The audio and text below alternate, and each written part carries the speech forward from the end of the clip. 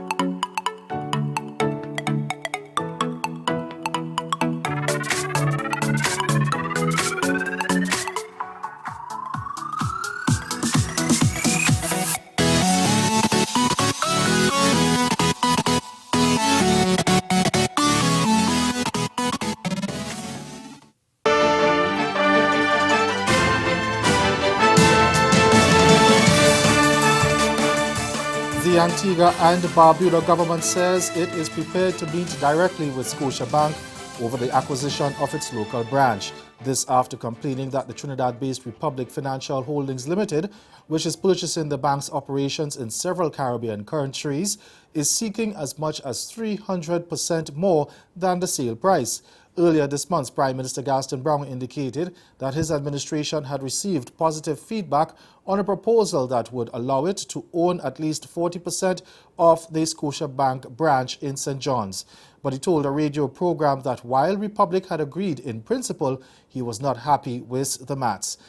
Browne said if Republic was prepared to accept the Antigua and Barbuda government offer to pay whatever they paid Scotiabank Canada for the bank, then they would have a deal. Last November, Republic announced that it was seeking to acquire Scotiabank operations in Antigua and Barbuda, Guyana, St. Martin, Anguilla, Dominica, Grenada, St. Kitts and Nevis, St. Lucia and St. Vincent and the Grenadines. Venezuelan government and opposition representatives will resume discussions in Barbados to find a solution to the economic and political crisis in Caracas. The two sides met in Bridgetown last week at the invitation of Norway, which is mediating in the dispute that was sparked by opposition forces seeking to oust President Nicolás Maduro.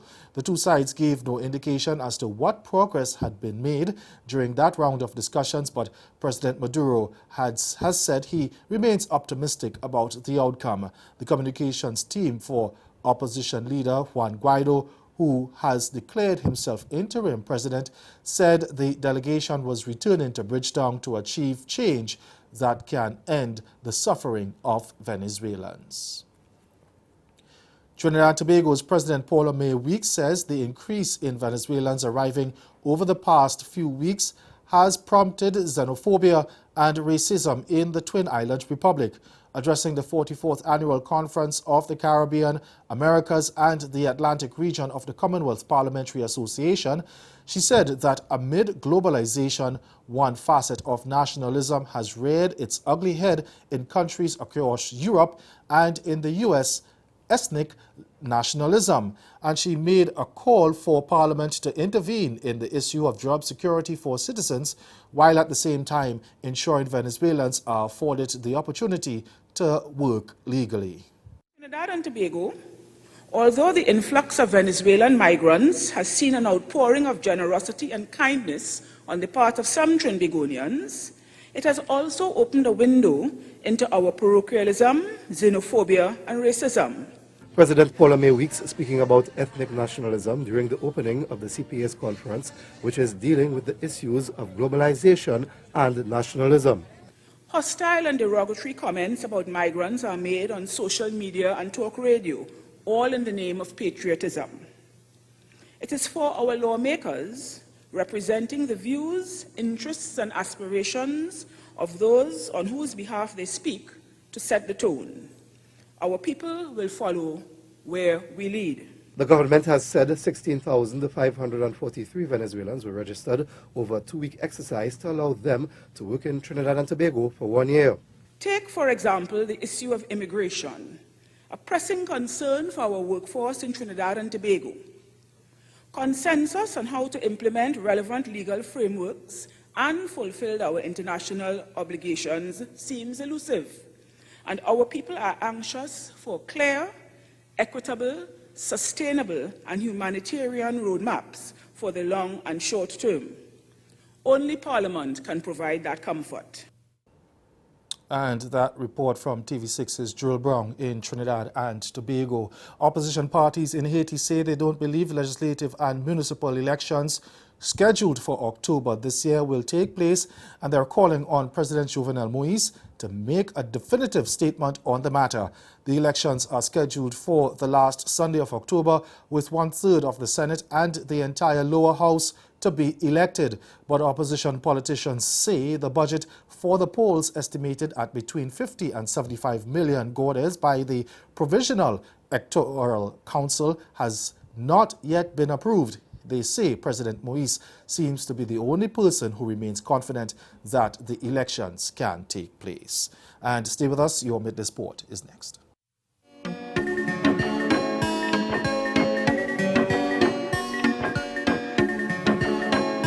Welcome to this year's 50th Caribbean Broadcast Union Assembly on the island of San Andres.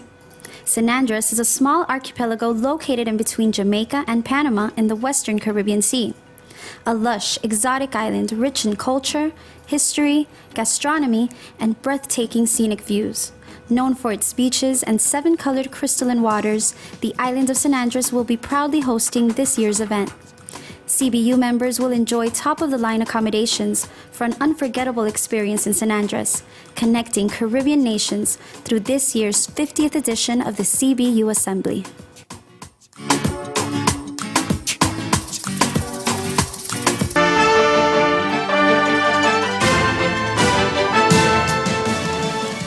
Guyana will field a much larger contingent for the Commonwealth Games, with some of its members participating in 2 events for the very first time. HGP's Jaden Samuels tells us more. Of many waters will once again be part of the 18th Commonwealth Games, with the expectations much higher than in recent years. This time around, the locals has mustered up a larger contingent, which has been dubbed the best in recent years.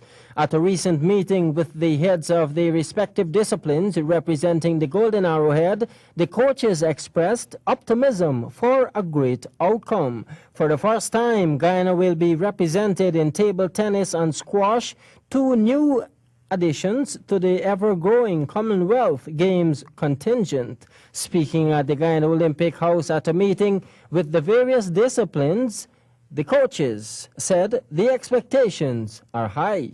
Our athletes may not be in the top 100, but they're still also pretty young.